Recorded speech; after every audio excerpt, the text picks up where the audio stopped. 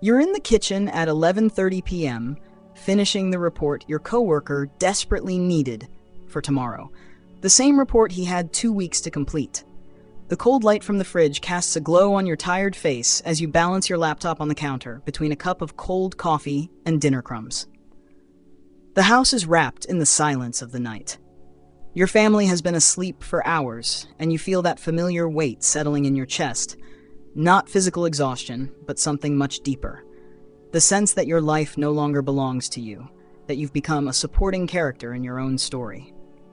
The cursor blinks on the screen, and you stop typing for a moment. A dangerous question begins to surface. When did helping become synonymous with erasing yourself? When did saying yes stop being a generous choice and become an automatic reflex, an invisible prison you built yourself, brick by brick, favor by favor?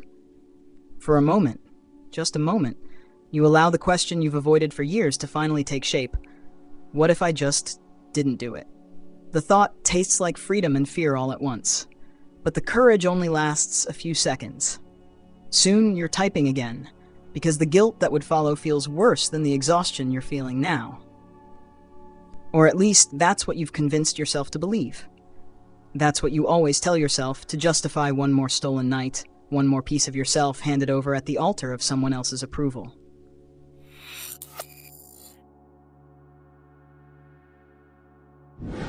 There's a lie we learn early on, whispered between the lines of our upbringing, that our kindness is measured by how often we say yes.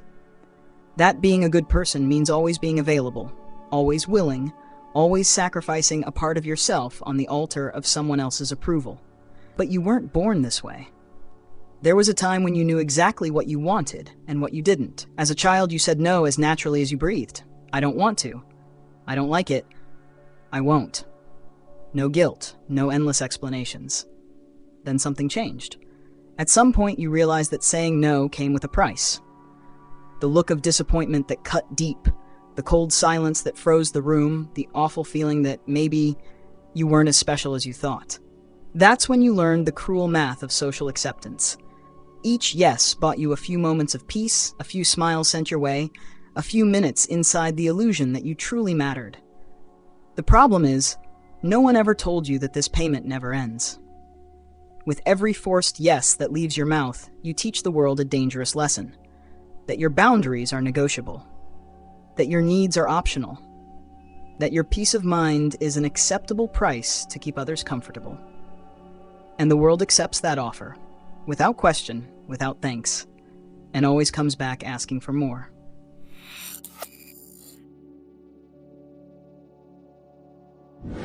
What no one tells you about always saying yes is that it doesn't make you more loved. It makes you more used. There's a subtle but devastatingly clear difference between being sought out because you're valued and being sought out because you're convenient. You start to notice it in the cruel details of daily life. How people only call when they need something. Never just to ask how you're doing. How they make plans without consulting you, but always include you when it's time to split the bill. How they assume you'll say yes before they even ask, as if your availability were a guaranteed right. And the most devastating part, you realize you've started defining yourself entirely by that role. Who would you be if you weren't the one fixing everyone else's problems? If you weren't the shoulder to cry on, the walking solution to other people's chaos? That question haunts you in the lonely hours of the night, because you fear the most terrifying answer. Maybe you've lost yourself so deeply in the role of universal helper that you've completely forgotten who you were before putting on that suffocating mask. The silence of your own voice, your real desires, your legitimate needs, your sleeping dreams, has become so familiar that you no longer even notice it's there.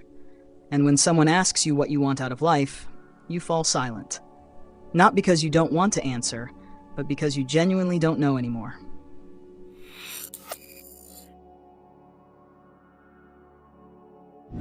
But here's the truth. No one has the courage to tell you. The reality that will hurt before it sets you free. Saying no is not cruelty, it's radical honesty. It's not selfishness, it's the only real form of self-preservation. It's not a lack of love, it's the only path to authentic love. Because when you always say yes out of fear, guilt, or panic over being rejected, you're not being generous. You're being deeply dishonest. Dishonest with others who receive a false version of you. And dishonest with yourself as you deny your own needs as if they were disposable whims. And more than that, you're being a coward. A coward for not facing the temporary discomfort of disappointing someone. A coward for being afraid to find out who really stays in your life when you stop being endlessly useful. A coward for not testing whether people love you for who you are or only for what you do for them. The irony is cruel but needs to be said. In trying to please everyone, you end up truly pleasing no one, least of all yourself. Your relationships become transactional, mechanical, void of real meaning.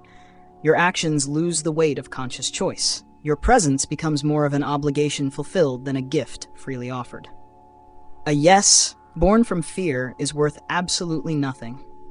It's monopoly money, a promise made with fingers crossed, a forced smile that fools only those who want to be fooled. Only the yes that comes from conscious choice, from free will, from genuine desire, only that has the real power to change something in the world. And when you finally understand this, when this truth sinks into your awareness like an anchor hitting the ocean floor, you realize you've spent years wasting the most precious thing you had, your authenticity.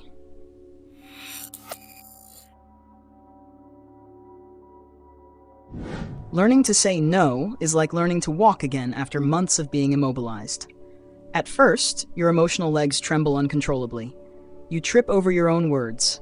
You feel like you're about to fall into the pit of rejection. But with every no spoken through a shaky voice, you rediscover something you'd forgotten. The weight of your own dignity. It doesn't have to be dramatic. Start small. I can't today. That's not something I do. No, thank you. No endless justifications offered as emotional bribes. No apologies for having the audacity to exist as a separate person. Be prepared. Some people will get genuinely upset. Some will call you selfish, say you've changed, as if changing for the better were a betrayal. Some will try to guilt trip you, using every emotional weapon that once worked. And others will simply disappear from your life without explanation.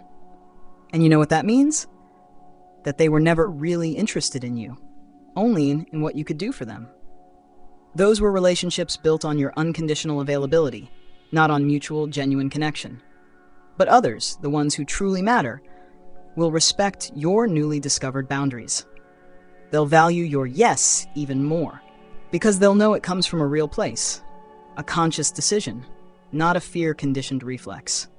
And you'll discover something revolutionary, that your identity doesn't depend on your usefulness to others, that you can be loved for who you are, with your quirks, your flaws, your limitations, not just for what you do. That there is generous space in the world for the person you truly are. So the next time someone comes to you with a request, pause, take a deep breath, and ask yourself with full honesty, do I truly want to do this? Or am I just afraid of the consequences of saying no? The difference between those two answers is the difference between living an authentic life and merely existing as a side character in someone else's story. And you deserve to live. You deserve to be free. You deserve to take up space in this world without apologizing for it. If this video touched something in you, if you recognized your own story in these words, leave a comment and tell us what your journey to finding your own boundaries has been like. Share this with someone who needs to hear it. And subscribe to the channel, because here we talk about the truths no one wants to say, but everyone needs to hear.